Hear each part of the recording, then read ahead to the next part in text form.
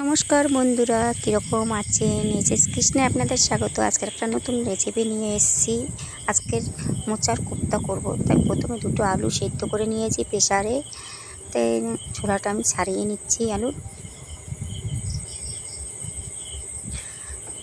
আমার আলু ছাড়ানো হয়ে গেছে, আর আমি প্রেসারে আগেই মোচাটা হলুদ আর নুন দিয়ে সিদ্ধ করে নিয়েছিলাম, সেটাও দিয়ে দিলাম। তোমরা একটা আলুও দিতে পারো। আর কি কি মশলা দেবো, এখানে আছে গরম মশলা, জিরে, ধনের গুঁড়ো, এখানে হলুদ, লঙ্কা, নুন, 4টে শুকনো লঙ্কা ভেজে নিতে। গন্ধটা কিন্তু দারুণ আসে, নুন এবং ধনে পাতা। এবার এক এক করে মশলাগুলো সব দিয়ে দেবো।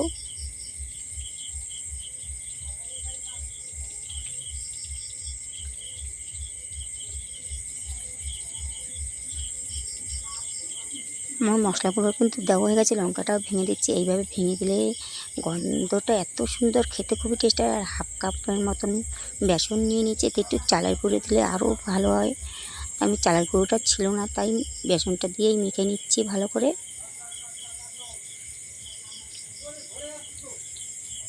আমার মাখা কিন্তু হয়ে গেছে, আর দেখতে কত সুন্দর হচ্ছে। এবার এটা কিন্তু আমি ভেজে নেব।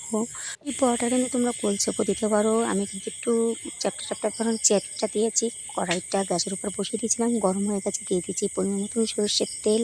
তোমরা সাদা তেলেও ভাজতে পারো এবং করতে পারো। আমি সরষের তেলেই করবো। এক এক করে বড়াগুলো আমি কড়াইতে দিয়ে দিচ্ছি। এইভাবে করে সব বড়াগুলো আমি দিয়ে দেবো। দেখো আমার দেওয়া কিন্তু হয়ে গেছে। আমার এক পিঠ ভাজা হয়ে গেছে, এবার আমি এটা ফিরিয়ে দিচ্ছি।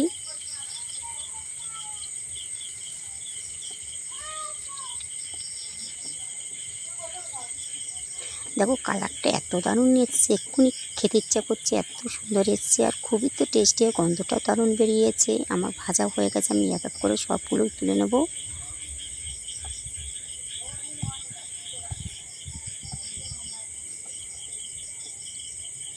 আমি তুলে নিয়েছি, দেখো কত সুন্দর লাগছে দেখতে বড়াগুলো। এবার কড়াইতে যে তেল ছিল, আমি আর তেল লাগবে না, তেলটাও অনেকটাই আছে, তাই তেল আর দিলাম না। দিয়ে দিচ্ছি 1 চিমটে জিরে, 2টো শুকনো লঙ্কা, এক টুকরো দারচিনি, 2টো এলাচ ফাটিয়ে দিয়েছি এবং 4টে লবঙ্গ, 2টো তেজপাতা এবং 1 চামচ, ছোটো চামচের 1 চামচ চিনি দিয়েছি। এটা কালারের জন্য, কিন্তু চিনিটা দিলে স্বাদটাও সুন্দর হয় এবং কালারটাও সুন্দর হয়। তাই সব মশলাগুলো দিয়ে একটু লাল করে, চিনিটা লাল লাল হলে তবে কিন্তু একটু হালকা জল দিয়ে নিয়েছি এবং পরিমাণ মতন হলুদ, স্বাদ মতো নুন এবং লঙ্কার গুঁড়ো দিয়ে নিয়েছি। যে যেরকম ঝাল খাবে সেরকম ঝাল দেবে। অল্প করে ঝালের পরিমাণটা দিলাম, কেন এটা একটু কোপ্তা টাইপের করবো, তাই একটু ঝালের পরিমাণটা কমই দিয়েছি। আমার মশলাটা কিন্তু হয়ে গেছে, এবার আমি জলটা দিয়ে দিচ্ছি।